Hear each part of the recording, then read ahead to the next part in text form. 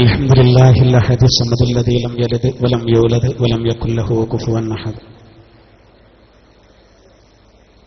والصلاة والسلام على من لا نبي بعده وعلى آله وصحبه أجمعين أما بعد أعوذ بالله من الشيطان الرجيم بسم الله الرحمن الرحيم فإن أعرضوا فقل أنذرتكم صاعقة مثل صاعقة عاد وثمود صدق الله العلي العظيم. ആദരണീയരായ ഉസ്താദുമാരെ, പ്രിയപ്പെട്ട സഹോദരങ്ങളെ,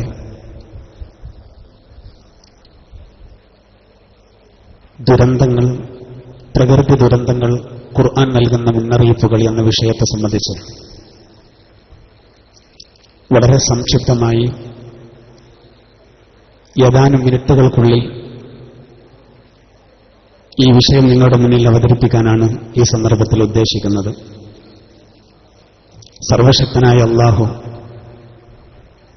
നമ്മുടെ എല്ലാ പ്രയാസങ്ങളും അല്ലാഹു തീർത്തു തരുമാറാവട്ടെ. പ്രത്യേകിച്ച് സമാദരണീയരായ ചെറുശ്ശേരി ഉസ്താദടക്കമുള്ള നമ്മുടെ ഉസ്താദുമാർ, രോഗികൾ, അല്ലാഹു അവരുടെ രോഗങ്ങൾക്ക് പരിപൂർണ്ണ ശമനം നൽകുമാറാവട്ടെ. ആമീൻ. വളരെ സുപ്രധാനമായ ഒരു വിഷയമാണ്. പ്രത്യേകിച്ച് വലിയ വലിയ ദുരന്തങ്ങൾ നമ്മുടെ മുന്നിൽ നിരന്തരം നമ്മൾ കണ്ടുകൊണ്ടിരിക്കുന്ന സന്ദർഭത്തിൽ 14 നൂറ്റാണ്ടുകൾക്ക് മുമ്പ് വിശുദ്ധ ഖുർആൻ ഈ വിഷയത്തിലേക്ക് എങ്ങനെ വഴി കാണിച്ചു, എങ്ങനെ മുന്നറിയിപ്പുകൾ നൽകി എന്നത് വളരെ ശ്രദ്ധേയമായ, വളരെ പ്രധാനപ്പെട്ട കാര്യമാണ്. വിശുദ്ധ ഖുർആനിൽ നിന്നും ഞാൻ നിങ്ങളുടെ മുന്നിൽ ഓതി കേൾപ്പിച്ച ഫുസ്സിലത്ത് സൂറത്തിലെ 13-ാമത് വചനം ഈ വിഷയത്തിലേക്ക് വിരൽ ചൂണ്ടുന്ന വളരെ പ്രധാനപ്പെട്ട ഒരു ഭാഗമാണ്. ഉത്ബത്ത് ഇബ്നു റബീഅ എന്ന് പറയുന്ന കൊടിയ ശത്രുവിനെയും വലീദ് ഇബ്നുൽ മുഗീറ എന്ന് പറയുന്ന പ്രഗത്ഭനായ ശത്രുക്കളുടെ പ്രമാണിയെയും ഞെട്ടിച്ചു കളഞ്ഞ വളരെ പ്രധാനപ്പെട്ട ഒരു ഭാഗമാണ് ഫുസ്സിലത്ത് സൂറത്തിലെ 13-ാമത്തെ ഈ ആയത്ത്. അല്ലാഹുവിന്റെ തിരുദൂതരുടെ അരികിലേക്ക് ഉത്ബത്ത് ഇബ്നു റബീഅ എന്ന് പറയുന്ന ശത്രുക്കളുടെ പ്രഗത്ഭനായ പ്രഭാഷകൻ പ്രകോപനം കൊണ്ട് അല്ലാഹുവിന്റെ തിരുദൂതരെ പ്രബോധന രംഗത്ത് നിന്ന് മാറ്റി നിർത്താൻ കഴിയാത്ത അവസ്ഥ വന്നപ്പോൾ പ്രലോഭനങ്ങൾ നൽകിക്കൊണ്ട് മാറ്റി നിർത്താമെന്ന ധാരണയിൽ അല്ലാഹുവിന്റെ തിരുദൂതരുടെ മുന്നിൽ വന്നുകൊണ്ട് അറേബ്യയിലെ ഏറ്റവും സുന്ദരികളായ 10 സ്ത്രീകളെ നൽകാം, അധികാരം നൽകാം, സമ്പത്ത് നൽകാം എന്നൊക്കെ പറഞ്ഞ് അല്ലാഹുവിന്റെ തിരുദൂതരുടെ മുന്നിൽ വന്ന സന്ദർഭത്തിൽ അദ്ദേഹത്തോട് നബി തങ്ങൾ നിങ്ങൾക്ക് പറയാനുള്ളതൊക്കെ കഴിഞ്ഞിട്ട് എനിക്ക് പറയാനുണ്ടെന്ന് പറയുകയും ഹാമീം സജദയുടെ ഫുസ്സിലത്ത് സൂറത്തിന്റെ ആദ്യ ഭാഗം 13 വചനങ്ങൾ അല്ലാഹുവിന്റെ തിരുദൂതർ ഓതിക്കൊടുത്തു. 13-ാമത്തെ വചനം ഞാൻ ആദ്യം തുടക്കത്തിൽ ഓതിയ ഈ ആയത്ത് ഓതലോടുകൂടെ ഉത്ബത്ത് ഇബ്നു റബീഅ ചാടി എഴുന്നേറ്റ് അല്ലാഹുവിന്റെ തിരുദൂതരുടെ വായ പൊത്തിപ്പിടിച്ചു. വിശുദ്ധ ഖുർആനിന്റെ ആ താക്കീത് യഥാർത്ഥത്തിൽ അദ്ദേഹത്തിന് സഹിക്കാൻ കഴിഞ്ഞില്ല. അദ്ദേഹം വെറുപ്പോടുകൂടെയല്ല, വിശുദ്ധ ഖുർആൻ സത്യമാണെന്ന് ബോധ്യപ്പെട്ടുകൊണ്ടാണ് അല്ലാഹുവിന്റെ തിരുദൂതരുടെ വായ പൊത്തിപ്പിടിച്ചത്. ഇനി ഓതരുത് എന്ന് പറഞ്ഞു. ഇവിടെ നമ്മൾ ശ്രദ്ധിക്കേണ്ട വളരെ പ്രധാനപ്പെട്ട കാര്യം, അല്ലാഹു തആല ആ ആയത്തിലൂടെ 2 രൂപത്തിൽ താക്കീത് ചെയ്തു. ഒന്ന് ആദ സമൂഹത്തിനും 2 സമൂദ് വിഭാഗത്തിനും അല്ലാഹു നൽകിയ 2 പ്രകൃതി ദുരന്തങ്ങൾ. അല്ലാഹുവിന്റെ വിശുദ്ധ ഖുർആനിൽ നിന്ന് ആരെങ്കിലും അകലുകയാണെങ്കിൽ അവർക്കും അതുപോലെയുള്ള ശിക്ഷ വരുമെന്ന അല്ലാഹുവിന്റെ ആ താക്കീത്, അതാണ് ഉത്ബത്ത് ഇബ്നു റബീഅക്ക് പോലും സഹിക്കാൻ കഴിയാതിരുന്നത്. വലീദ് ഇബ്നുൽ മുഗീറ ഒരിക്കൽ പ്രഭാഷണം നടത്തിയതും ഈ ആയത്ത് കേട്ടതിന്റെ ശേഷമാണ്. വല്ലാഹി ഇന്നി സമൂഅതു മിൻ മുഹമ്മദിൻ ആനിഫൻ കലാമൻ, മുഹമ്മദ് നബിയിൽ നിന്ന് ഞാൻ ചില വചനങ്ങൾ ഇപ്പോൾ കേട്ടു. ലാഹുവ മിൻ കലാമിൽ ഇൻസ്, അത് ഒരിക്കലും മനുഷ്യവചനമല്ല. വലാമിൻ കലാമിൽ ജിൻ, അത് ജിന്നുകളുടെ വചനമല്ല എന്ന് പറഞ്ഞുകൊണ്ട് ഖുർആൻ സത്യമാണെന്ന് വലീദ് പ്രഖ്യാപിച്ചതും വിശുദ്ധ ഖുർആനിലെ ഫുസ്സിലത്ത് സൂറത്തിലെ ഈ 13-ാമത് വചനം അദ്ദേഹം കേട്ട സാഹചര്യത്തിലാണ്. പക്ഷേ ആ താക്കീത് ഉൾക്കൊണ്ട് അദ്ദേഹം നന്നാകാൻ തീരുമാനിച്ചപ്പോ അബൂജഹൽ സമ്മതിച്ചില്ല. അതുകൊണ്ട് അദ്ദേഹം ആ സത്യം മറച്ചുവെച്ചു. അതുകൊണ്ടാണ് മുദ്ദസ്സിർ സൂറത്തിൽ സഉസ്ലീഹി സഖർ എന്ന് പറഞ്ഞുകൊണ്ട് അല്ലാഹു സുബ്ഹാനഹു വ തആല അവനെ സഖറിൽ കടത്തുമെന്ന് വ്യംഗ്യമായ രൂപത്തിൽ അവന്റെ പേര് നേരെ പറയാതെ അല്ലാഹു പറഞ്ഞിട്ടുണ്ട്. ഇവിടെ ആദ് സമൂഹത്തെ പറ്റിയും അതുപോലെ സമൂഹ വിഭാഗത്തെ പറ്റിയും അവർക്ക് രണ്ടു കൂട്ടർക്കും അല്ലാഹു നൽകിയ വലിയ ദുരന്തം, അതിനെ അല്ലാഹു നമുക്ക് താക്കീത് ചെയ്യാം. ഫഖുൽ അൻദർതുകും സ്വാഇഖതൻ മിസ്ല സ്വാഇഖതി ആദിൻ വസമൂദ്. അവർ വിശുദ്ധ ഖുർആനിൽ നിന്ന് അകന്നു പോവുകയാണെങ്കിൽ, അവഗണിക്കുകയാണെങ്കിൽ ആദ് സമൂഹത്തിനും സമൂദ് വിഭാഗത്തിനും സംഭവിച്ച കഠോരമായ ശിക്ഷ, അതിനെ നിങ്ങൾക്ക് ഞാൻ താക്കീത് ചെയ്യുന്നു എന്ന് പറഞ്ഞോളൂവെന്നാണ് അല്ലാഹു സുബ്ഹാനഹു വ തആല പ്രവാചകരെ പഠിപ്പിച്ചത്. വിശുദ്ധ ഖുർആൻ അത് കൃത്യമായിട്ട് പറയുന്നു. ആദ് സമൂഹം എന്ന് പറയുന്നത് അറേബ്യൻ ഉപദ്വീപിന്റെ തെക്കുഭാഗത്ത് അഹ്ഖാഫ് പ്രവിശ്യയിൽ ഉണ്ടായിരുന്ന ഒരു വിഭാഗമാണ് ആദ് സമൂഹം. നമുക്കെല്ലാവർക്കും അറിയാവുന്നതാണ്. അല്ലാഹു സുബ്ഹാനഹു വ തആല അപാരമായ പൊക്കവും അപാരമായ ശക്തിയും നൽകിയ ഒരു വിഭാഗമായിരുന്നു ആദ് സമൂഹം. സയ്യിദുനാ ഹൂദ് നബി അലൈഹി സ്വലാത്തു വസ്സലാം അവരിലേക്ക് പ്രബോധനത്തിന് വന്നു. പക്ഷെ അവർ സ്വീകരിച്ചില്ല. അവരിലുണ്ടായിരുന്ന വലിയ ഒരു തെറ്റ്, അവർ വിനോദത്തിലേർപ്പെട്ടു എന്നാണ്. പരിശുദ്ധ ഖുർആൻ അവരെ പറ്റി പറയുന്നുണ്ട്. അത്തബ്നൂന ബികുല്ലി റിഇൻ ആയതൻ തർബസൂൻ. ശുഅറാ സൂറത്തിൽ അല്ലാഹു അത് സംബന്ധമായിട്ട് പറയുന്നുണ്ട്. നിങ്ങൾ ഉയർന്ന പ്രദേശങ്ങളിൽ നിങ്ങൾ ഗോപുരങ്ങൾ ഉണ്ടാക്കുകയാണോ എന്ന് അല്ലാഹു തആല ചോദിക്കുന്നുണ്ട്. അതുപോലെ തന്നെ ശാശ്വതമായിട്ട് ജീവിക്കാൻ കഴിയുമെന്ന രൂപത്തിൽ നിങ്ങൾ രമ്യഹർമ്മങ്ങൾ സൃഷ്ടിക്കുകയാണോ എന്ന് തുടർന്ന് അല്ലാഹു ചോദിക്കുന്നത് ശുഅറാ സൂറത്തിൽ അല്ലാഹു സുബ്ഹാനഹു വ തആല അത് സംബന്ധമായിട്ട് പറയുന്നുണ്ട്. ആദ് സമൂഹത്തിന് പറ്റിയ ഏറ്റവും വലിയ പ്രശ്നം അവർ വെറും വിനോദത്തിലേർപ്പെട്ടു എന്നാണ്. ഇന്ന് ആ വിനോദത്തിലേർപ്പെടുന്നൊരവസ്ഥ നമുക്കുണ്ടായതുകൊണ്ട് വിശുദ്ധ ഖുർആന്റെ ആ താക്കീത് നമ്മൾ പരിശോധിക്കുമ്പോൾ കൊടുങ്കാറ്റിനെയും അതുപോലെ തന്നെ വെള്ളപ്പൊക്കത്തെയും അതുപോലെ ഭൂകമ്പത്തെയും സഹോദരൻ നമ്മൾ പ്രതീക്ഷിക്കണം. കാരണം വെറും വിനോദമാണ്. 12 വയസ്സായ കുട്ടികളെ പോലും ഇപ്പോ ആരും വെറുതെ ഇരിക്കാത്തൊരവസ്ഥയാണ്. മൊബൈൽ അത്രമാത്രം മനുഷ്യനോട് അടുത്ത ഒരു വസ്തുവായി. അബൂബക്കർ സിദ്ദീഖ് റളിയല്ലാഹു അൻഹു നബിയും തമ്മിലുള്ള അടുപ്പം പോലെയാണെന്ന് ഓരോരുത്തർക്കും അവരവരുടെ മൊബൈൽ. 12 വയസ്സായ ചെറിയ കുട്ടികളെപ്പോലും ഇന്ന് നമ്മൾ കാണുന്നത് അവർ വേണ്ടാത്തത് മൊബൈലിലൂടെ കണ്ടുകൊണ്ടിരിക്കുകയാണ്. എപ്പോഴും വിനോദത്തിലാണ്.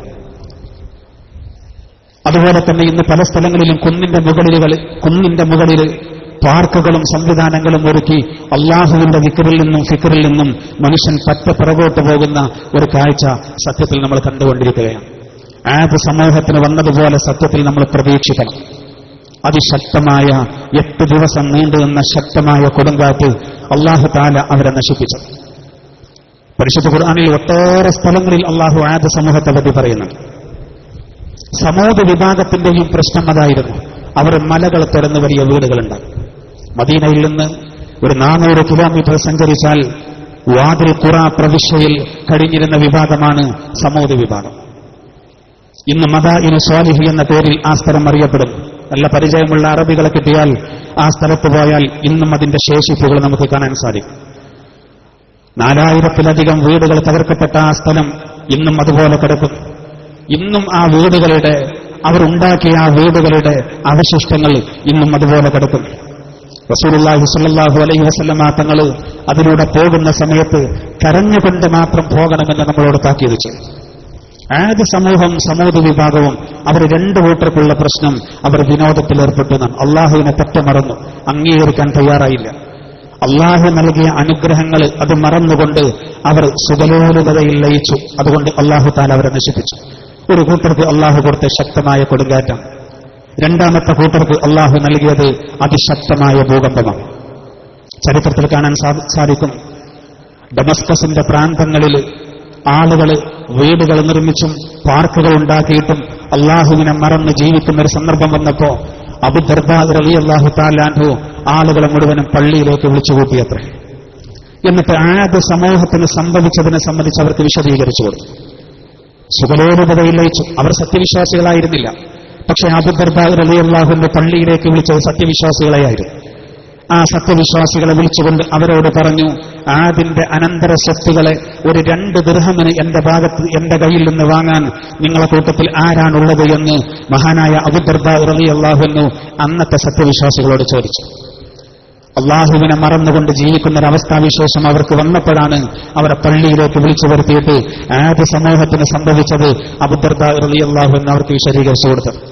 ആ ഡമസ്കസിന്റെ ഇന്നത്തെ അവസ്ഥ ഒന്ന് പരിശോധിച്ചു നോക്കും. ഇന്നത്തെ അവസ്ഥ പരിശോധിച്ചു നോക്കും. പട്ടിണി കടന്നുകൊണ്ട് 100 കണക്കിന് 1000 നമ്മുടെ സഹോദരങ്ങൾ മരിച്ചൊടുങ്ങുകയാണ്. ഓപ്പറേഷൻ ചെയ്യാൻ മരുന്നില്ലാത്തത് കൊണ്ട് അനസ്തേഷ്യ പോലും നൽകാതെയാണത്രേ ഓപ്പറേഷൻ നൽകുന്നത്. ഇന്ന് വാർത്താ മാധ്യമങ്ങളിലെ വാർത്തയാണത്, ഡമസ്കസിൽ നിന്നുള്ള വാർത്ത. സുഖലോലുപരായി ഒരു കാലത്ത് ജീവിച്ചു. അള്ളാഹുവിന്റെ മഹാപരീക്ഷണങ്ങൾ ഒരു നിലക്കല്ലെങ്കിൽ മറ്റൊരു നിലക്ക് വരുന്നതാണ് സഹോദര ഞാൻ സൂചിപ്പിച്ചത്. അള്ളാഹുവിന്റെ തിരുദൂതർ തോയിഫിലൂടെ പോകുന്ന സമയത്ത് ഒരു ഖബർ കാണിച്ചു കൊടുത്തു. അത് സമൂദ് വിഭാഗത്തിൽപ്പെട്ട ഒരാളുടെ ഖബറാണത്ര. അള്ളാഹുവിന്റെ തിരുദൂതർ അതിന്റെ ഗൗരവം അവർക്ക് പഠിപ്പിച്ചു കൊടുത്തു. റസൂലിന്റെ കണ്ണുകൾ നിറഞ്ഞൊലിച്ചു. സമൂദ് വിഭാഗത്തിന് അല്ലാഹു തആല അതിശക്തമായ ഭൂകമ്പം നൽകുമ്പോൾ ഈ വ്യക്തി ഹറമിലായിരുന്നവത്രേ. ഹറമിന്റെ പുറത്ത് കടന്നതിന്റെ ശേഷം അദ്ദേഹത്തിന് അള്ളാഹു ശിക്ഷ നൽകിയെന്ന് തഫ്സീറിന്റെ ഗ്രന്ഥങ്ങളിൽ കാണാൻ സാധിക്കും. ഞാൻ പറഞ്ഞു വരുന്നത് ആദ് സമൂഹത്തിനും അതുപോലെ സമൂദ് വിഭാഗത്തിനും അവർക്ക് വന്ന പ്രശ്നമെന്താ? അവർ കളിയിലേർപ്പെട്ടു എന്നാണ്. ഇന്ന് നമ്മുടെ സമുദായം വളരെയധികം പേടിക്കേണ്ടത് സഹോദര, ഒരു കൊടുങ്കാറ്റിൽ നമ്മൾ പ്രതീക്ഷിക്കണം.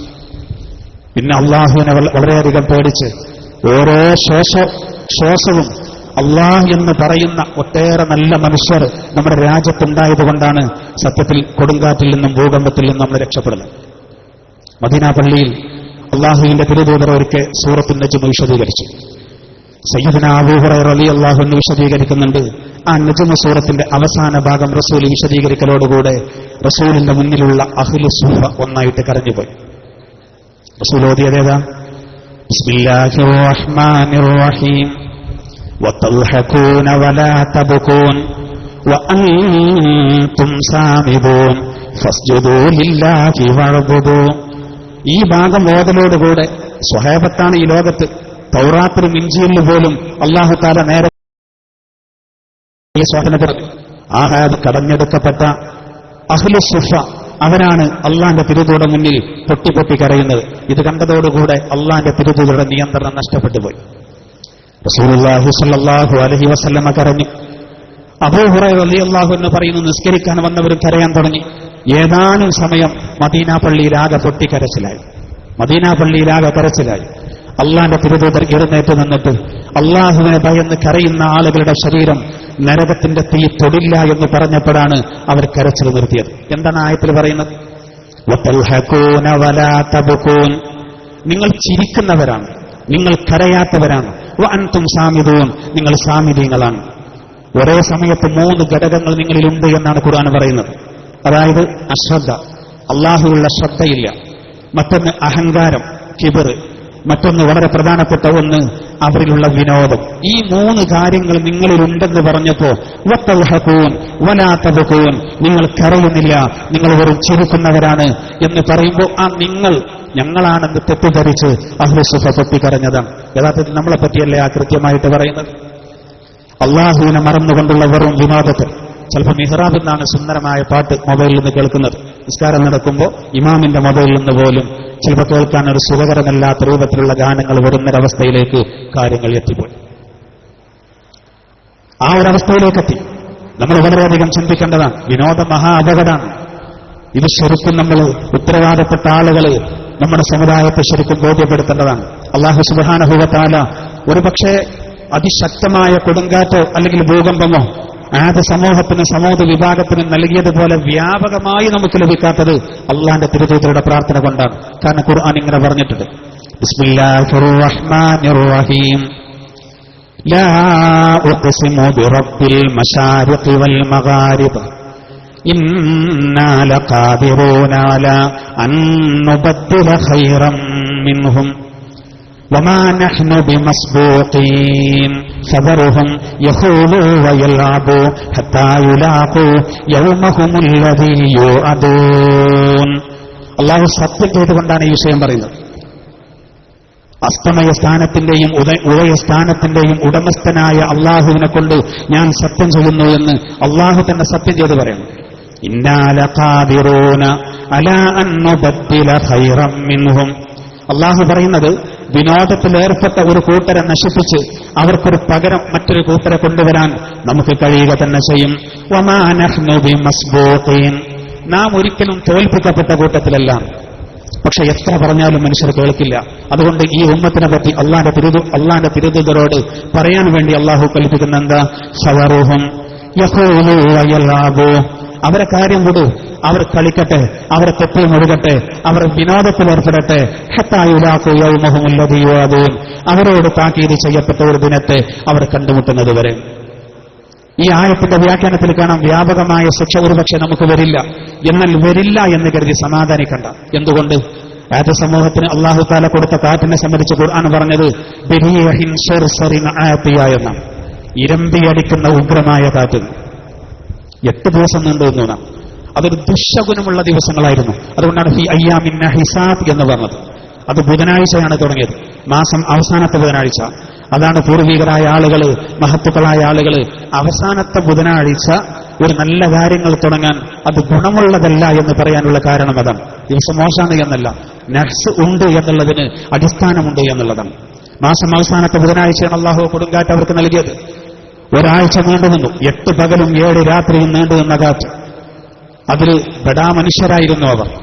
അവരുടെ തലകളെപ്പറ്റി പറഞ്ഞിട്ടുണ്ട് കൽ കുബ്ബത്തി, വലിയ കുബ്ബ പോലെയാണ് എന്ന്. ആദ്യം കാറ്റടിച്ചപ്പോൾ ഇവരെ ഉയർത്തി അല്ലാഹു. അവർ തല നിലത്തേക്ക് വന്നിട്ട് തലയടിച്ചു വീടും. വലിയ മനുഷ്യർ, അവരുടെ തല 70 മുഴം നീളമുണ്ടായിരുന്നു എന്ന് കാണാം. അവരുടെ കൂട്ടത്തിലുള്ള വലിയ ആളുകൾക്ക് 700 മുഴം നീളം ഉണ്ടായിരുന്നു എന്ന് കാണാം. അങ്ങനെയുള്ള ഒരാൾ ഇന്നുണ്ടെങ്കിൽ ഒന്ന് സങ്കല്പിച്ച് നോക്കൂ. നമ്മുടെ പട്ടിക്കാട്ട് നിന്ന് ഒരു കാരണവശാലും പെരിന്തൽമണ്ണയിലേക്ക് അയാളെ ഒരു നിലക്കും കൊണ്ടുപോകാൻ കഴിയില്ല, നടക്കാൻ കഴിയില്ല, സകല ലൈനും തടയും. പിന്നെ ഇലക്ട്രിക് പോസ്റ്റ് കിടത്തിയതുപോലെ വാഹനത്തിൽ കൊണ്ടുപോകാൻ അതും സാധിക്കില്ല. കാരണം എങ്ങനെ മുട്ട് വളഞ്ഞു കൊടുത്താലും റോഡ് അതിന് പറ്റാത്തൊരവസ്ഥയാണ്. ആ ജാതി മനുഷ്യർ അവർ അഹങ്കരിച്ചു. അത്രക്കും കനമുള്ളവരാ. അപ്പൊ നമുക്ക് തന്നെ ചിലപ്പോൾ തോന്നും കാറ്റെത്ര അടിച്ചാലും അത്ര വലിയ കാറ്റൊന്നും വരില്ല. അല്ലെങ്കിൽ എവിടെങ്കിലുമൊക്കെ കാറ്റ് വരുന്നതും അല്ലെങ്കിൽ ഭൂകമ്പം നടക്കുന്നതും അത് ഒരു ചായക്കടയിൽ ഇരുന്ന് ചർച്ച ചെയ്യാനുള്ള ആളുകളാണ് നമ്മൾ എന്ന് നമുക്കൊരു ധാരണയുണ്ട്. ഈ അടുത്താണ് നേപ്പാളിൽ ഭൂകമ്പം ഉണ്ടായത്. ഒരു കാരണവർ ചായക്കടയിൽ വെച്ച് സംസാരിക്കുമ്പോൾ നേപ്പാളിൽ ഇപ്പോൾ ഭൂകമ്പത്തിൽ എത്ര ആൾക്കാർ മരിച്ചു എന്ന് പറഞ്ഞപ്പോൾ ഏകദേശം 9,000 ആളുകൾ എന്ന് പറഞ്ഞപ്പോൾ ഇയാൾ കയ്യിൽ ഒരു കട്ടൻ ചായന്റെ ഗ്ലാസും ഒരു നുറുക്കും കയ്യിൽ പിടിച്ച് പറയുന്നത് അതൊന്നും അത്ര വലിയ ഭൂകമ്പമല്ല എന്നുള്ള. ഇയാളെ വീട്ടിൽ ചെറുതായിട്ട് ഒരു കുലുക്കുണ്ടായിട്ട് മേശം വന്ന് ഒരു ഗ്ലാസ് മറിഞ്ഞ് പൊട്ടിയ ഭയങ്കര ടെൻഷനാവും. 9,000 ആളുകൾ മരിച്ചത് ഒരു വിഷയമല്ല. എന്താ കാരണം? നമുക്ക് ഒരു ധാരണ ഉണ്ട്, നമ്മൾ ഒക്കെ ദുരന്തങ്ങൾ പല സ്ഥലത്തും നടക്കുന്നത് ചർച്ച ചെയ്യാനുള്ള ആളുകളാണ്. മുമ്പ് നമ്മുടെ ഇവിടെ ആകെ വെള്ളം കയറിയ ഒരു സമയത്ത് സുന്നി മഹലിന്റെ മുകളിൽ നിന്നുണ്ട് ഒരാൾ ഇറങ്ങി വരുന്നു. അപ്പൊ ഞാൻ അയാളേറ്റും പരിചയപ്പെട്ടപ്പോൾ സുന്നി മഹലൊക്കെ വെള്ളത്തിലാണെന്ന്. സുന്നി മഹലിന്റെ അപ്പുറത്തുള്ള ചില ഓഡിറ്റോറിയങ്ങൾ താറാവ് വെള്ളത്തിൽ നിൽക്കുന്ന പോലെ നിൽക്കുകയാണ്, വെള്ളം കയറിയ സമയം. അപ്പൊ ഇയാൾ പറഞ്ഞത്, ഇയാൾ ആ സമയത്ത് പറഞ്ഞു ഞാൻ നിലമ്പൂരുകാരനാണ്. നിലമ്പൂരുകാരിപ്പോൾ ചിലപ്പോൾ ഇവിടെ ഉണ്ടാവും. അയാൾ പറഞ്ഞത് ഞാൻ കുട്ടികൾക്ക് വെള്ളം കാണിച്ചു കൊടുക്കാൻ വന്നതാണെന്നാണ്. അയാൾ ഭയങ്കര സന്തോഷത്തിലാണ്, ഹാപ്പിയിലാണ്. അള്ളാന്റെ വലിയൊരു പരീക്ഷണം വന്നത്. പൊതുവെ സഹോദരൻ, നമ്മുടെ അവസ്ഥ ഇതാണ്. അള്ളാഹു സുബ്ഹാനഹു വ തആല ആദ് സമൂഹത്തെ സംബന്ധിച്ചിടത്തോളം അവരെ അഹങ്കരിച്ചു. അതിന് മാത്രം ആരോഗ്യം ഉണ്ടായിരുന്നു. പക്ഷേ അള്ളാഹു തആല 8 ദിവസം അവരെ മുകളിൽ നിർത്തി, ചിറക് വെച്ച് പറക്കുന്നത് പോലെ. ഖുർആൻ തന്നെ പറഞ്ഞത് പിഴുതെറിയപ്പെട്ട ഈന്തപ്പന തടികളെ പോലെ അവർ പറന്നു എന്നുള്ളതാണ്. നമ്മളിപ്പോൾ ചെറിയൊരു കാറ്റടിക്കുമ്പോൾ തന്നെ ഷീറ്റൊക്കെ പാറിക്കഴിഞ്ഞാൽ നമുക്കത് വലിയ കാറ്റായിട്ട് തോന്നും. നമ്മൾ പൊങ്ങാൻ വേണ്ടിയുള്ള കാറ്റ് നമ്മൾ കാണാത്തത് കൊണ്ടാണ്. പക്ഷെ ആദ്യ സമൂഹത്തെ 8 ദിവസം അല്ലാഹു ഉയർത്തി. ഒരു ഭീകരമായ അവസ്ഥയായിരുന്നു അത്. നമുക്ക് തോന്നും അങ്ങനെയൊക്കെ വരും എന്നാരും പറയില്ല. കാരണം ജുവാൻ ലാപ്പിയർ എന്ന് പറയുന്ന അമേരിക്കയിലെ ആണവ ശാസ്ത്രജ്ഞ ഇസ്ലാം സ്വീകരിച്ച് ആയിഷ എന്ന പേര് പോലും സ്വീകരിച്ചത് അമേരിക്കയിലെ കൊടുങ്കാറ്റുകാരനാണ്. കാരണം കൊടുങ്കാറ്റിന്റെ മുന്നിൽ പിടിച്ചു നിൽക്കാൻ അമേരിക്കക്ക് സാധിക്കുന്നില്ല. സാങ്കേതിക മികവിന്റെ പേരിൽ അഹങ്കരിക്കുന്ന രാജ്യമാണ് അമേരിക്ക. റീത്തയും കത്രീനയും നെർഗേസും അങ്ങനെ ഒട്ടേറെ പേരുകളിൽ കാറ്റുകളടിച്ചിട്ട് വാഹനങ്ങൾ റോഡിൽ നിന്ന് കാറ്റ് കാരണം പാറി. ഒബാമൻ ഭരണകൂടത്തിന് ഒന്നും ചെയ്യാൻ കഴിയുന്നില്ല, പകച്ചു നിൽക്കുകയാണ്. അമേരിക്കയിൽ തന്നെ അല്ലാഹു തആല കൊടുത്തു അതിശക്തമായ കാറ്റ്. ഈ അടുത്ത് കഴിഞ്ഞുപോയി ഹുദ്ഹുദ് എന്ന് പറയുന്ന കാറ്റ്, മഹാനാശകാരികൾ. സഹോദര, ഖുർആൻ പറഞ്ഞതിന് ആരും ഇന്ന് നിഷേധിക്കൂല. അതേപോലെയാണ് സമൂഹ വിഭാഗത്തിന് അല്ലാഹു കൊടുത്ത ഭൂകമ്പം. അവർ എത്രമാത്രം അതിക്രമകാരികളായിരുന്നു. ഇന്ന് ഗുണ്ടായുസ് നടത്തുന്ന ആളുകളുണ്ട്, അവർക്ക് വലിയൊരു പാഠമാണിത്. എന്തുകൊണ്ട്?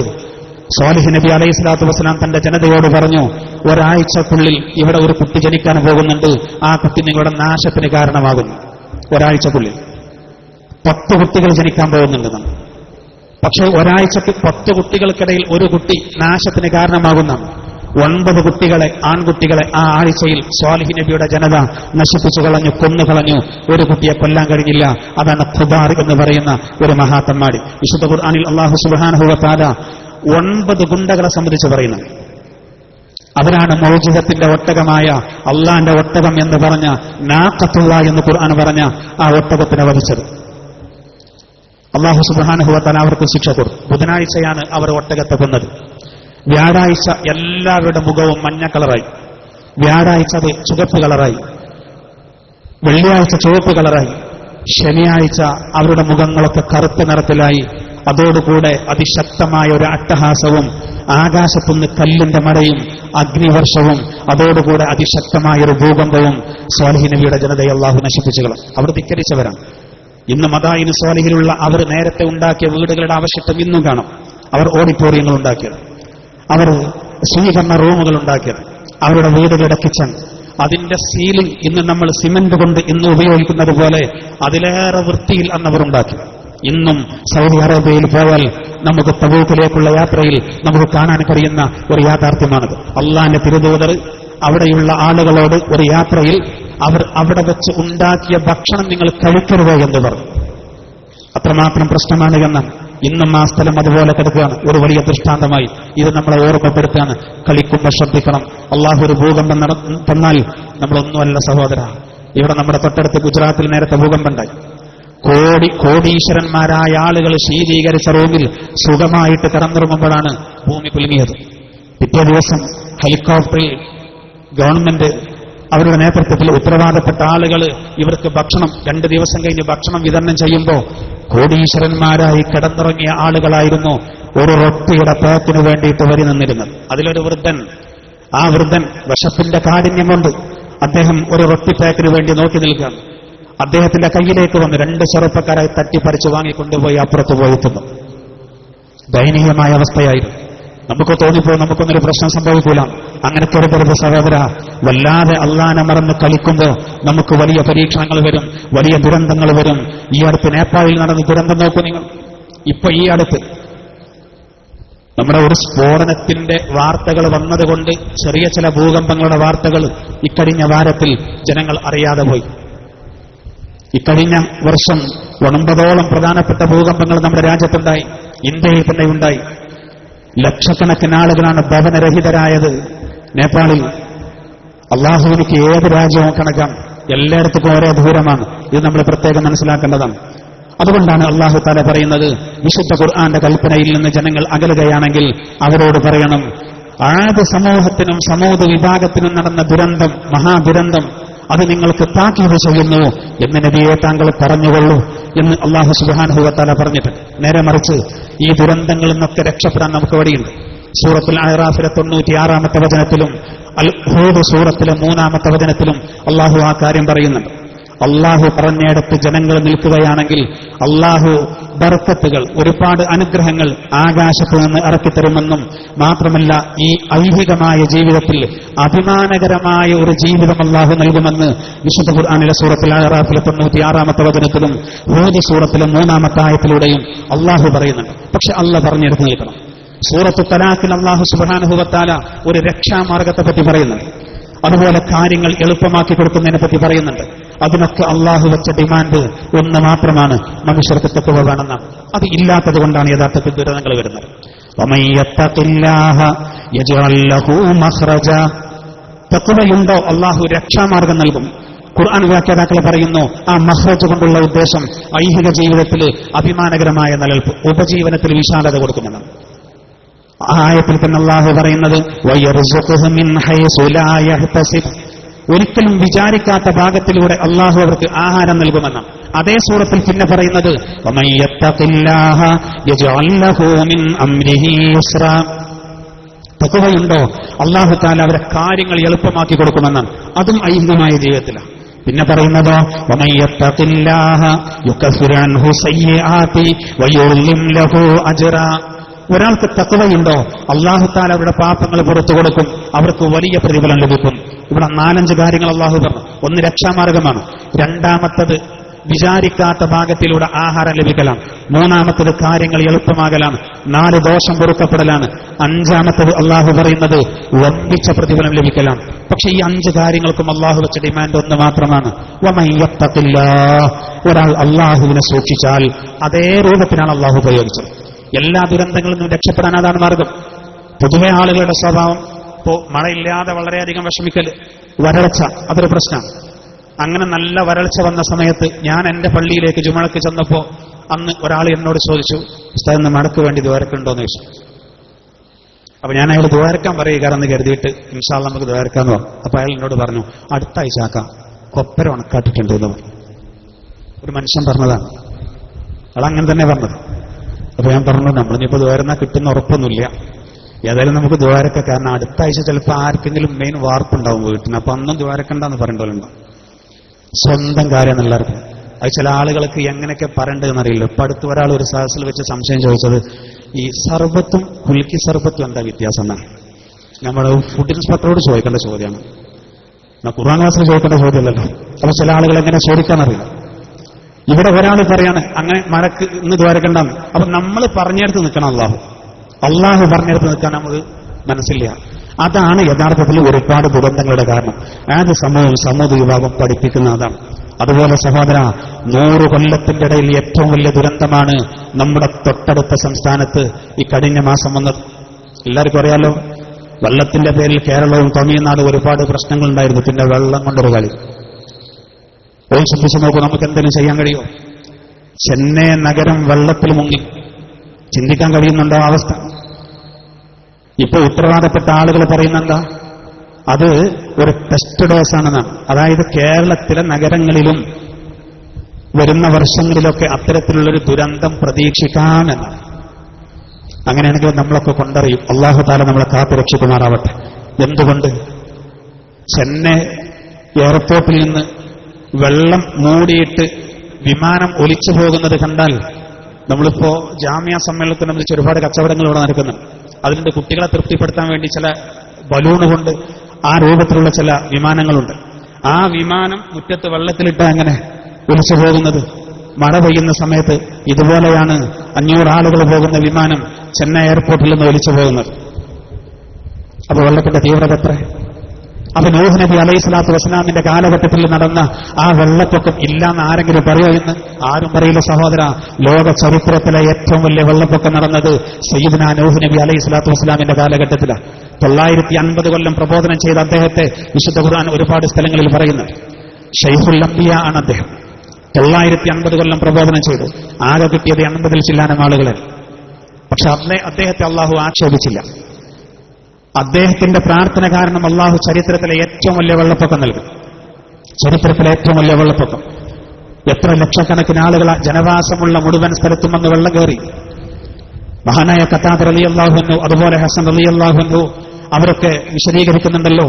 300 മുഴം നീളത്തിലും 50 മുഴം വീതിയിലും ഒരു 30 മുഴം ഉയരത്തിലുമായി 1,24,000 പലകകൾ ഉപയോഗിച്ച് മഹാനായ റൂഹുൽ അമീൻ ജിബ്രീൽ അലൈഹി സ്വലാത്തു വസ്സലാം കൊടുത്ത പ്ലാൻ അനുസരിച്ച് ഒരു കപ്പൽ നിർമ്മിച്ചു മഹാനായ നൂഹ് നബി അലൈഹി സ്വലാത്തു വസ്സലാം. ആ കപ്പലിൽ കയറി രക്ഷപ്പെട്ടു സത്യവിശ്വാസികൾ. അള്ളാഹു ചരിത്രത്തിൽ ഏറ്റവും നൽകിയ വലിയൊരു വെള്ളപ്പൊക്കമാണല്ലോ അത്. അങ്ങനെയൊന്നും നടന്നിട്ടില്ല എന്നൊരു കുട്ടിയും പറയില്ല. അതിനൊരുപാട് കാരണങ്ങളുണ്ട്. ഇപ്പൊ മദായിനു സ്വാലിയിൽ പരിശോധന നടത്തിയ ശാസ്ത്രജ്ഞന്മാർ പറഞ്ഞു, ഒരു ദുരന്തം അവിടെ നടന്നിട്ടുണ്ട്. നൂഹ് നബി അലൈഹി സ്വലാത്തു വസ്സലാമിന്റെ കാലഘട്ടത്തിലെ ആ കപ്പല് ഗ്രേറ്റ് അറാറത്ത് 5000-ലധികം മീറ്റർ ഉയരമുള്ള കൊടുമുടിയിലെ ഒരു പർവ്വതമായ ജൂദി പർവ്വതത്തിൽ അണഞ്ഞുവെന്ന് വിശുദ്ധ ഖുർആൻ കൃത്യമായിട്ട് സാക്ഷ്യപ്പെടുത്തുന്നുണ്ട്. ജൂദി പർവ്വതത്തിലാണ് ആ കപ്പൽ വന്നണഞ്ഞത്. ആ പർവ്വത നിരകളിൽ നിന്ന് ഈ അടുത്ത കാലത്താണ് ആ കപ്പലിന്റെ അവശിഷ്ടം കണ്ടുപിടിച്ചത്. ഇന്നെന്ന് പറഞ്ഞാലൊന്നും നുണ പറയാൻ പറ്റാത്ത കാലം. നുണ പറയാൻ പറ്റൂല. നുണ പറഞ്ഞ പൊളി. ഇതിന് ഇത്ര പഴക്കുണ്ട്. അതുകൊണ്ടാണല്ലോ ചില ആളുകളൊക്കെ ആ വിഷയത്തിൽ കുടുങ്ങിയത്. മുഹ്യിദ്ദീൻ ശൈഖിന്റെ കളർ ഫോട്ടോയും അതുപോലെ തന്നെ ആയിഷ ബീവി റളിയല്ലാഹു അൻഹയുടെ ഡിജിറ്റൽ ക്യാമറയും. ഇനിയിപ്പോ അടുത്ത കൊല്ലത്ത് ഒരു പക്ഷേ ബോംബെയിൽ നിന്നും ചില വാർത്തകൾ നമുക്ക് കേൾക്കാം. ഖാലിദ് ഇബ്നു വലീദ് റളിയല്ലാഹു അൻഹു AK-47, അതുപോലെ തന്നെ ഉമറുൽ ഫാറൂഖ് റളിയല്ലാഹുവിന്റെ ലാപ്ടോപ്പ്, അബൂബക്കർ റളിയല്ലാഹു ഉപയോഗിച്ച കമ്പ്യൂട്ടർ, ആയിഷ റളിയല്ലാഹുവിന്റെ ആ പഴയ നോക്കിയയുടെ മൊബൈൽ, ഇങ്ങനെയൊക്കെ പറഞ്ഞു വരും. പക്ഷെ അന്നതൊക്കെ എന്റെ സുഹൃത്ത് എന്ന് ചോദിച്ചാൽ അത് ചോദിക്കാൻ അവകാശമില്ല. നുണ പറയുന്ന ഒരുപാട് ആളുകളുണ്ട്. സഹോദരന് കളവ് പറയാൻ പറ്റൂല. നൂഹ് നബിയുടെ കാലഘട്ടത്തിലെ ആ കപ്പലിന്റെ അവസ്ഥ കണ്ടുപിടിച്ചു. അതുകൊണ്ട് തന്നെ ഖുർആൻ പറയുന്ന ആ സംഭവം അത് എല്ലാവരും അംഗീകരിച്ചു, ലോകം അംഗീകരിച്ചതാണ്. അങ്ങനെ ഒരു ദുരന്തത്തെ നമ്മൾ വല്ലാതെ പേടിക്കണം. നൂഹ് നബിയുടെ ജനതയുടെ സ്വഭാവം ഒരിക്കലും നമുക്ക് പാടില്ല. ഇന്നിപ്പോ നമുക്ക് മറ്റൊരു പ്രശ്നമാണ്. ഇന്നും ലോകത്ത് വലിയൊരു ദൃഷ്ടാന്തമാണ് ഡെഡ് സീ. ലൂത്ത് നബിയുടെ ജനതയെ അള്ളാഹു നശിപ്പിച്ച സ്ഥലമാണ്. ഞാൻ കൂടുതൽ അതിലേക്ക് വരുന്നില്ല. ഒട്ടേറെ സ്ഥലങ്ങളിൽ അള്ളാഹു ഖുർആനിൽ അത് പറയുന്നുണ്ട്. അത് നമുക്ക് വലിയൊരു താക്കീതാണ്. ഇന്ന് സ്വർഗരതിക്ക് നിയമപരിരക്ഷ വേണമെന്ന് അവകാശപ്പെടുകയാണ് ഉത്തരവാദപ്പെട്ട ആളുകൾ. അല്ലെങ്കിൽ തന്നെ ഇപ്പൊ മനുഷ്യർക്ക് തീരെ സംസ്കാരമില്ലാത്തൊരവസ്ഥയ്ക്ക് പോവാൻ.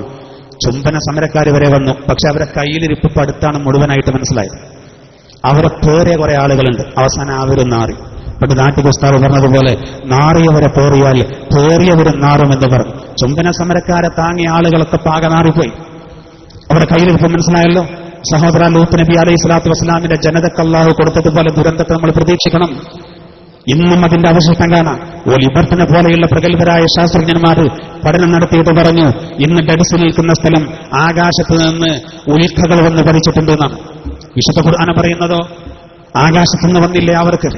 തീ മഴയാണ് അല്ലാഹു പെയ്യിച്ചത്. അതോടുകൂടെ റൂഹുൽ അമീൻ ജിബ്രീൽ അലൈഹി സ്വലാത്തു വസ്സലാം തന്റെ ചിറക് താഴ്ത്തിയിട്ട് മറിച്ചിട്ടു. 40 ലക്ഷം ആളുകളുണ്ടായിരുന്നു, 4 ലക്ഷം ആളുകളുണ്ടായിരുന്നു. ഒട്ടേറെ അഭിപ്രായങ്ങളുണ്ട്. എന്തായിരുന്നാലും ലൂത്ത് നബിയുടെ ജനതയെ നശിപ്പിച്ച സ്ഥലം ഇന്നും അതുപോലെ കിടക്കുക. കച്ചവടത്തിന് പോകുന്ന ആളുകളോട് അള്ളാന്റെ തിരുദൂതർ ആ ഭാഗത്തേക്ക് നോക്കാൻ പറഞ്ഞിരുന്നു. എന്നാൽ പാടം കുറഞ്ഞെന്ന്. ഇന്ന് സഹോദര, ഒരുപാട് ദൂരം വേഗത്തിൽ സഞ്ചരിച്ചതൊക്കെ കണ്ടുവരാനുള്ള അവസരങ്ങൾ നമുക്കുണ്ടായതുകൊണ്ട് നമ്മൾ വളരെയധികം പേടിക്കേണ്ടതാണ്. ഞാൻ ഒരു കാര്യം കൂടി പറഞ്ഞ് അവസാനിപ്പിക്കാം. സമയം വളരെ വൈകിയിട്ട്.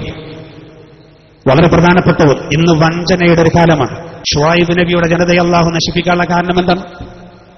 7 ദിവസം ശക്തമായ ചൂട് കൊടുത്തു അല്ലാഹു ഷുഐബ് നബിയുടെ ജനതക്ക്. 7 ദിവസം കഠിനമായ ചൂട്. ഷുഐബ് നബിയുടെ ജനതയിലെ ഒരു അംഗത്തിന് പോലും സ്വന്തം വീട്ടിൽ ഒരു നിമിഷം നിൽക്കാൻ കഴിയാത്ത അവസ്ഥ വന്നു. ഒക്കെ പുറത്തിറങ്ങി. 7 ദിവസം ചൂട് കാരണം ഭക്ഷണമില്ലാതെ വെള്ളമില്ലാതെ അവർ വല്ലാതെ പ്രയാസപ്പെട്ടു. 7ാമത്തെ ദിവസം അതിശക്തമായ ഒരു അട്ടഹാസവും അതോടുകൂടെ തന്നെ ഭൂമിക്കുലുക്കവും സമൂത് വിഭാഗത്തിന് വന്നതുപോലെ അല്ലാഹു തആല ഷുഐബ് നബിയുടെ ജനതക്ക് കൊടുത്തു. എന്താ കാരണം? അല്ലാഹു തആല വിശുദ്ധ ഖുർആനിലൂടെ ഒരുപാട് സ്ഥലങ്ങളിലൂടെ പറയുന്നുണ്ട്. ഷുഐബ് നബി അലൈഹി സ്വലാത്തു വസ്സലാമിന്റെ ജനതക്ക് പ്രധാനമായിട്ടുണ്ടായിരുന്ന പ്രശ്നം, ഓരോ ജനതക്ക് ഓരോ പ്രശ്നങ്ങളുണ്ട്. അവരുടെ പ്രശ്നം കാര്യമായിട്ടും അവർ കച്ചവടങ്ങളിൽ കൃത്രിമം കാണിച്ചു എന്നാണ്. തുലാസിൽ കൃത്രിമം കാണിക്കും. കൃത്രിമമായിട്ട് അവർ പണം സമ്പാദിക്കും. സ്വന്തം ആളുകൾ അവർ കൊള്ളയടിക്കും. ഭൗതിക താൽപര്യത്തിന് വേണ്ടി ഏതറ്റം വരെ പോകാനും അവർ തയ്യാറായിരുന്നു, പച്ചപ്പണത്തിന് വേണ്ടിയിട്ട്. അതുകൊണ്ട് മഹാനായ ഷുഐബ് നബി അലൈഹി സ്വലാത്തു വസ്സലാം താക്കീത് ചെയ്തു. അദ്ദേഹത്തിന്റെ കൽപ്പനകളെ അവർ അംഗീകരിച്ചില്ല, താക്കീതിനെ അവർ സ്വീകരിച്ചില്ല, ഉൾക്കൊണ്ടില്ല. അല്ലാഹു തആല മഹാപരീക്ഷണം നൽകിയെന്നാണ്. ഇന്ന് നമ്മൾ പേടിക്കണ്ടേ? അപ്പൊ ഇന്ന് ഭൂകമ്പം ഉണ്ടാകാനുള്ള ഒരു കാരണം അതാണ്. ലോകത്ത് പല സ്ഥലങ്ങളിലും അങ്ങനെ വരുന്നു. അറബ് ലോകത്ത് പോലും നോക്കൂ നിങ്ങൾ. പണത്തിന് വേണ്ടി മനുഷ്യൻ ഏത് വഴിയും സ്വീകരിക്കും. ഇതൊരു സിമ്പിൾ വിഷയമാണ്, നമ്മൾ ചിന്തിക്കാൻ പാടില്ല. വിവരമുള്ള ആളുകൾ പോലും പച്ചപ്പണത്തിന് വേണ്ടി തന്റെ അക്കൗണ്ടിൽ വർദ്ധിപ്പിക്കുന്നതിന് വേണ്ടി ഏതൊക്കെ വഴികൾ സ്വീകരിക്കുന്നു. ഈ അടുത്ത കാലത്ത് ഒരു സഹോദരൻ പറഞ്ഞു തോർപ്പ്, ഒരു വാച്ച് നന്നാക്കുന്ന ആളാണ്. അപ്പൊ വാടക എങ്ങനെ ഒത്തുപോകുന്നു എന്ന് ചോദിച്ചപ്പോൾ അയാൾ പറഞ്ഞത്, ഒരു റാഡോ ഒരു ദിവസം എന്റെ അടുത്ത് വന്നാൽ മതി, ഞാൻ 1000 പേയ്മെന്റ് ആക്കുന്നത്. അപ്പൊ റാഡോ വാച്ചിന്റെ ഉള്ളിൽ നിന്ന് ചിലതൊക്കെ മാറ്റിയിട്ട് അദ്ദേഹം കൃത്രിമം കാണിക്കുകയാണ്. ഇത് ഈ വാച്ച് കൊടുക്കുന്ന ആൾക്ക് തിരിയില്ല, ഇവൻ 1000 ഉണ്ടാക്കുന്നു എന്നാ പറയുന്നത്. എങ്ങനെ ഭൂകമ്പമില്ലായിരിക്കുക? ഈ അടുത്ത് മറ്റൊരു സഹോദരൻ പറഞ്ഞു, കാറുകളൊക്കെ നന്നാക്കുന്ന സ്ഥലത്തുള്ള ഒരു സഹോദരൻ, ആ സഹോദരൻ ചെയ്യുന്ന എന്താ, ഈ സ്വിഫ്റ്റിന്റെ ഒക്കെ ബാക്കിൽ മധ്യത്തിലുള്ള ഒരു ലൈറ്റ്, അദ്ദേഹം പറഞ്ഞത് മറ്റൊരു സഹോദരൻ പറഞ്ഞുതരാം. അയാൾ മനസ്സ് തുറന്ന് പറയാണ് തട്ടിപ്പ്. അത് ഏത് മൂടൽ മഞ്ഞുണ്ടാവുമ്പോഴും ബാക്കിൽ വരുന്ന വാഹനങ്ങൾക്ക് കാണാൻ കഴിയും ആ ലൈറ്റ്. അപ്പൊ അതിന് അത്യാവശ്യം വില ഉണ്ട്. പക്ഷെ അങ്ങനെ ഒരു വണ്ടി നമ്മുടെ അടുത്ത് വന്നാൽ അത് മാറ്റിയിട്ട് പകരം ഒരു സാധാ ബൾബ് കൊടുക്കും. അത് വണ്ടി കൊണ്ടുവന്ന മുതലാളിക്ക് പെട്ടെന്ന് തിരിച്ചറിയാൻ കഴിയില്ല. കാരണം അയാൾ വണ്ടി ഓടിക്കുമ്പോൾ ബാക്കിലുള്ളത് ലൈറ്റ് എങ്ങനെയാണെന്ന് മൂടൽ മഞ്ഞുണ്ടാവുമ്പോൾ അറിയില്ലല്ലോ. അങ്ങനെ അത് മറിച്ച് വിറ്റ് ലാഭമുണ്ടാക്കുന്നു എന്നൊരു മാപ്പിള പറയുന്നു. നിങ്ങൾ ചിന്തിച്ചു നോക്കും. ഞാനിതൊരു ഉദാഹരണം പറഞ്ഞതാണ്. മിനയിൽ കച്ചവടം നടത്തുന്ന ഒരു അറബിയുടെ കച്ചവടം. മിനയിൽ തിരക്കുണ്ടാകുക ഹജ്ജ് വേളയിലാണ്. ഏതാപ്പത് മണ്ണ്? അപ്പൊ അവിടെ ഒരു സുഹൃത്ത് പറയണം, അവിടെ ജോലി ചെയ്ത ഒരു സഹോദരൻ അനുഭവം പറഞ്ഞതാണ്. മുതലാളി 2 ആളുകളെ കൂലിക്ക് ഏൽപ്പിച്ചു, റിയാല് വലിക്കുന്നത് നോക്കാൻ. അപ്പൊ അതിന്റെ അർത്ഥം എന്താ? ഈ 2 ആളുകൾക്ക് ശമ്പളം കൊടുത്താലും വലിക്കൽ ഒഴിവായി കിട്ടുകയാണെങ്കിൽ ലാഭമായിരിക്കും എന്ന് കരുതിയിട്ടാവും. അപ്പോ ഒരു ജോലിക്കാരൻ എന്ത് ചെയ്തു അറിയോ? ഈ 2 ആളുകളെ റിയാല് വലിക്കുന്നത് തിരക്കുണ്ടെങ്കിൽ നോക്കാൻ, മുക്കുന്നത് നോക്കാൻ ഏൽപ്പിക്കപ്പെട്ട 2 ആളുകളുടെ കണ്ണ് വെട്ടിച്ച് അതിൽപ്പെട്ട ഒരാള് ഇടക്ക് റിയാല് ചുരുട്ടിയിട്ട് ഒരു സാൻഡ്വിച്ചിന്റെ ഉള്ളിലേക്ക് കത്തിരിക്കല്ല റിയാല് കയറ്റും. എന്നിട്ട് അഭിമാനത്തോടുകൂടി ആ സഹോദരൻ പറഞ്ഞു, അത്രേ നമ്മളെ നോക്കാനാ മുതലാളി 2 ആളെ ഏൽപ്പിച്ചു, നടക്കുമോ നമ്മളെടുത്ത്? ആലോചിച്ച് നോക്കൂ സഹോദര, ഇതൊക്കെ ലോകത്ത് നടക്കുന്ന മൊത്തം ജനങ്ങളുടെ അവസ്ഥ എന്താ? അവസരം കിട്ടിയാൽ തട്ടിപ്പെടുത്തും, അവസരം കിട്ടിയാൽ തട്ടിപ്പെടുത്തും.